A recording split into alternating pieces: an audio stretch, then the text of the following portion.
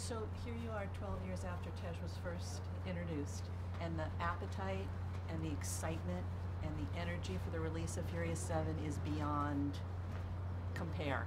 For you as an actor, is that inspiring and motivating and just plain exciting? What was that?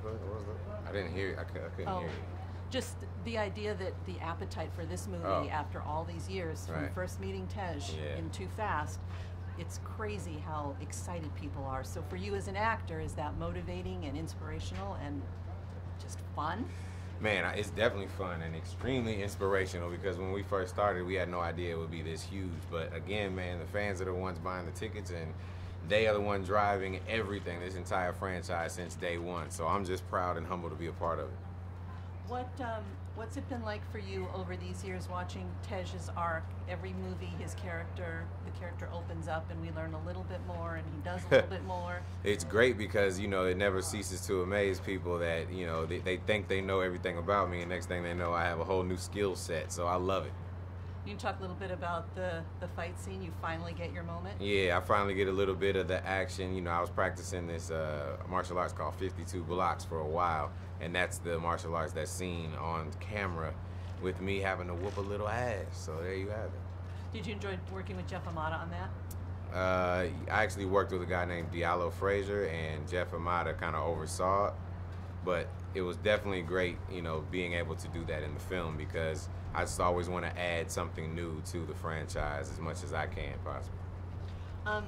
It's not a question of bigger is necessarily better, but the scope and the size of this film is enormous. Can you talk about that? The size and the scope of this film is definitely bigger and better, because we continue to add more characters and more, you know, arcs and more action and everything to this franchise. And again, it's because the fans have supported, so it's almost like we keep reinvesting in ourselves. Having the addition of Jason Statham, Kurt Russell, and Natalie Emmanuel, what did that bring?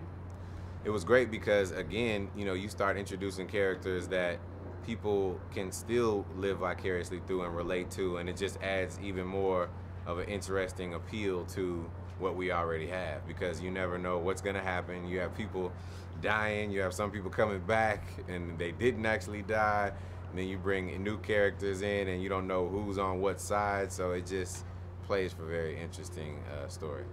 Of all of the places Furious 7 could have gone, why, in your opinion, was Abu Dhabi the right one? Abu Dhabi was the right one because what better place to have more supercars and more money and just great culture when it comes to drag racing than the open desert, period. And how were you received there?